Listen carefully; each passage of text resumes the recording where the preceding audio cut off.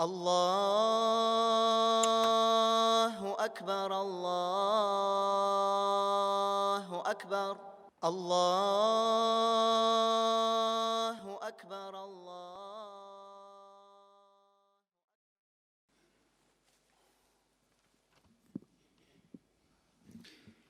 إن الحمد لله نحمده ونستعينه ونستغفره ونعوذ بالله من شرور أنفسنا ومن سيئات أعمالنا من يهديه الله فلا مضل له ومن يضلله فلا هادي له وأشهد أن لا إله إلا الله وحده لا شريك له وأشهد أن محمدًا عبده ورسوله صلى الله عليه وعلى آله وأصحابه يا أيها الذين آمنوا اتقوا الله حق تقاته ولا تموتن إلا وأنتم مسلمون يا أيها الذين آمنوا اتقوا الله وقولوا قولا سديدا يصلح لكم أعمالكم ويغفر لكم ذنوبكم ومن يطع الله ورسوله فقد فاز فوزا عظيما أما بعد Hiç barcha maqtov, hamd va sana g'alamlarning Robbisi, xo'jasi, idarachisi va tarbiyachisi Allohga loyiqli. Shahodat keltiram Allohdan boshqa ibodatga loyiqli haq iloh yo'q. Ham Muhammad Abdulloh o'g'li aning so'ng elchisi va payg'ambari. Muhtaram jamoat, o'zgan xutbalarda Allah Rabbimiz subhanahu va taala barcha narsani biluvchi, bo'lgan, bo'luvchi va bo'lashaq bütün narsa аңа yashirin tugil ekanligi турында aytib ketdik. Va Alloh Rabbimiz subhanahu va taala әлеге dini, әлеге g'ilmi bilan dunyoda turmushni olib bora va din ingdirdi bizga din zakonlarini. Va din zakonlarında Allah Rabbimiz narsadir tıydı, narsadir buyurdu, narsadir ruxsat etdi. Va bular barisi da yuqqa g'ina tugil, ulug' bir hikmat ham bizga xayrlisi uchun. Va Allah Rabbimiz subhanahu va taala Qur'oni Karimda aytdi bizga: "Asa an takrahu shay'an wa huwa khayrun lakum." وَعَسَىٰ أَن تُحِبُّوا شَيْئًا وَهُوَ شَرٌّ لَكُمْ. Siz narsanidir yaratmasqa, suymasqa, tilamasqa mumkinsiz, lekin u sizga oxir shikda xayrliga bo'lib chiqa. Va kirisincha siz narsanidir yaratasiz, endi u menga yaxshiga, u menga foydaga deb o'ylaysiz, ham shunga umtilasiz, lekin oxir shikda u sizga ziyonga kelib chiqa, deydi Alloh Rabbimiz subhanahu va taala. Ham әлеге xutba bizdə, ham o ayətlərini anlatqanda nəticəyə keldik. Kişi öz turmuşun tegiz tüzür üçün, xeyirli turmuş alıb barır üçün, ol Allah Teala'nın şəriətinə qaytarğa. Halal ham haram qısalarından çıxmasqa, şər'i dini g'ilimga tayanıb, gümürün turmuşun alıb barığa deyiş. Ama lakin cemaat kişi fenni fikir yürütü, materyalist kebek ol fikir yürütü, uylay, mene bu neticeye erişsem, mene bunu buldursam, indi bu mina hayırlıga bulur deyin. Ve kirisince, yok, bu bit ziyan gına, bu naşar, bu rahat tugil, minanı işlemim deyip, şunday fenni fikir yürütü. Ve әлеге xutbada mana şu mavduimiz, temamizni davom etib, Qur'oni Karimdan oyatlar keltirasim kelar. Va bu oyatlarda Alloh Rabbimiz oshiqdan oshiq ayta, turmush siz o'ylagancha tugil. Sizning o'zingizning fanni ilmlarigiz, fikr yurtularingiz, tajribalaringiz bir narsa tugil. Turmush Allah qo'shqanchagina bora. Allah Rabbimiz Jum'a surasida narsa deydi. Ya ayyuhallazina amanu idza nudiya lis-salati min yawmil jum'ati fas'u ila zikrillah wa dharul bay'. Ey iman китергәннәр, җомга көнне намазга азан ишеткәчтен ашыгыгыз намазга ди. Аллаһ Тәгаләне искә алуга ашыгыгыз һәм сәүдәгезне калдырыгыз ди. Кеше әйтер, ничек инде сәүдәне калдырыйм ди. Минем кибетләрем бар. Кибетләремне япсам хәзер прибыль минем кими, акчам кими. Минем ниндидер әһәмиятле очрашулар бар. Ниндидер фәлән кеше килә. Аны ничек инде каршы алмаска? Мин берничек тә бара алмыйм җомгага. Аның белән күрешергә кирәк. Аны каршы алырга. Ниндидер чара, мероприятие. Һәм башка монда сәүдә дигәндә гомумән дөнья белән бәйле гамәлләр турында сүз бара. Һәм Аллаһ Тәгалә әйтә, калдырыгыз бөтенесен. Җомга көнне килегез намазга мәчеткә. Кеше уйлый, ничек калдырыйм? Калдырсам хәзер нәрсә? Акчасыз калам. Эштән куалар. Кешеләр каршында дәрәҗәм төшә. Мәсхәрәгә калам ди. Шундый фәнни фикер йөртә. Аллаһ Тәгалә нәрсә ди? Заликум хайрул лакум ин кунтум та'ламун. Менә ул сезгә хәерлегә ди. Белсәгез генә иде. Ул көнне бүтән эшегезне калдырып, җомга намазына килүегез сезнең өчен бүтәнесенә караганда хәерлерәк. Сез уйлаганча түгел дөнья. Сез Аллаһ Тәгалә әйтә сезгә килегез һәм хәерлесенә ирешерсез. Икенче аятта Аллаһ Субханаһу ва Тәгалә инде аның тәкъдире белән риза булу тиешле икәнлегенә аят китерә. Айша радиллаһу анха, Пәйгамбәребезнең саллаллаһу алейхи ва салламның иң сөекле хатыны хакында бер вакыт кешеләр сүз чыгаралар. Ул бузыклык эшләгән, зина кылган дип.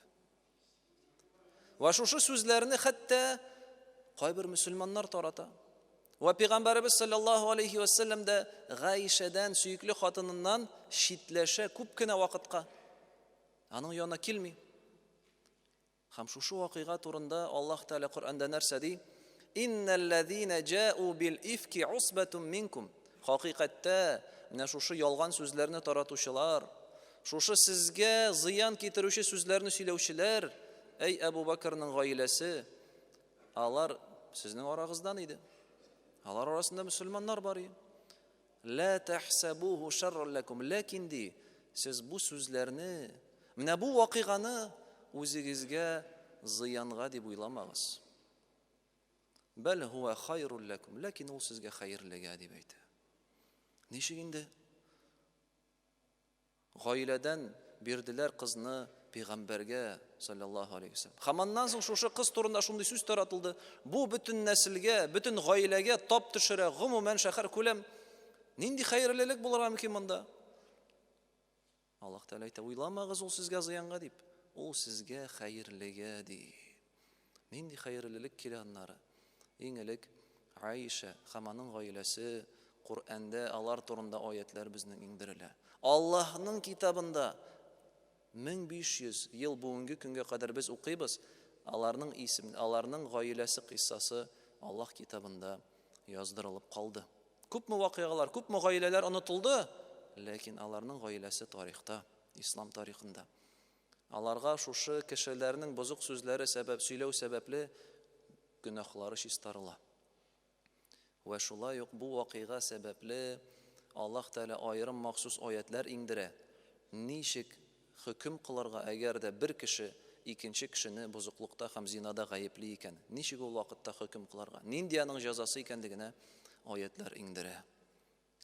Беренче караганда авыр, нинди начарлык кебек, әмма дә ләкин Аллаһ Тәгалә әйләндереп кайтара һәм аның өчен гаилә, Айша радиллаһу анха үзе, аның гаиләсе һәм гомумән мөселманнар файда гына күрәләр.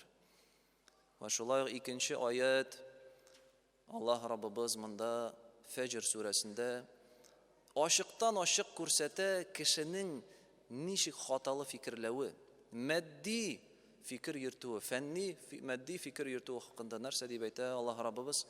فأما الإنسان إذا ما ابتلاه ربه فأكرمه فيقول ربي أكرمن Әгәр дә Аллаһ аны, кешене сыным дип, аңа байлыгын арттырса, аның хәлен яхшыртса, кеше нәрсә ди? Эй, Аллаһ мине ярата икән, ул миңа хөрмәт күрсәтте ди. Һәм киресенчә, ва амма иза ма баталаху фaqadara алейхи ризқаху фаяқулу рабби аһанан. Инде әгәр дә Аллаһ аны сынап, ризыгын киметсә, аңа сынау җибәрсә, авыр хәлгә аны төшерсә, кеше нәрсә ди? Эй, Аллаһ миңа ачулы, мине түбәнсетте, миңа начарлык кылды ди. Менә ул фәнни, матди фикер йөртү, материалистик мышление. Бу дөньядагы булган тышкы сыйфатларга таянып кеше хөкем кыла. Уйлый, әгәр дә бөтенләй бер яхшы, тәртип, иминлек, тынычлык, бөтенесе әйбәт, димәк Аллаһ Тәгалә бездән риза дигән дип уйлый. Һәм шушы ризалык, иминлеккә, шушы байлыкка, шушы хәерле тормышка ирешәм дип, ул хәтта кайбер чакта шиктән чыга, харам юллар белән аларга ирешергә тырыша. Аллаһ Тәгалә шәригатен, законнарын бузып. Һәм киресенчә, ул әгәр дә авырлык килә икән, сынау килә икән, димәк Аллаһ Тәгалә безгә ачулы, аны булдырмаска кирәк. Һәм шушы сынауларны булдырмас өчен хәтта шиктән чыга шулай ук. Ләкин Аллаһ Тәгалә нәрсә ди? Кәллә, юк. Юк ди, сез хаталанасыз, сез уйлаганча түгел. Аллаһ Тәгалә ничек үзенең сөекле кулларына бирә хәерлесен, байлыкны бирә. Шулай ук үзе яратмаган кулларына бирә. Һәм киресенчә ничек сөекле кулларына бирә авырлык, сынау, шулай ук бирә үзенең яратмаган кулларына. Ягъни иминлек, тышкы, яхшы тормыш ул әле Аллаһ Тәгалә синнән риза, синең гамәлең белән канәгать дигән сүз түгел. Ва ахырда җәмәгать бер аят, иң көчле аятларның берсе бу, вакыйбу темага. Муса пәйгамбәр вакытында без беләбез, Аллаһ Раббыбыз Субханаһу ва Тәгалә Муса пәйгамбәрне чакырып ала үзенә һәм аңа иңдерә 40 көн дәврендә Таурат китабын. Ва шушы 40 көн дәврендә Бану Исраил халкы алар ялгыз калалар. Әйе, алар белән Харун, әмма ләкин алар аны тыңламыйлар. Ва нәрсә эшлиләр? Алтынны эретеп, бузау ясыйлар үзләренә гыйбадәт кылырга, пут ясыйлар. Муса алейхиссалам әйләнеп кайта, аларның гамәлләрен күреп ачуы чыга, хәтта кулында булган изге китапны җиргә ата. Харунның сакалыннан йолкый. Нәрсә эшлисез ди? Шундый вакыйга була. Аларны бөтенесендә ачулана ва нәрсә дип әйтә.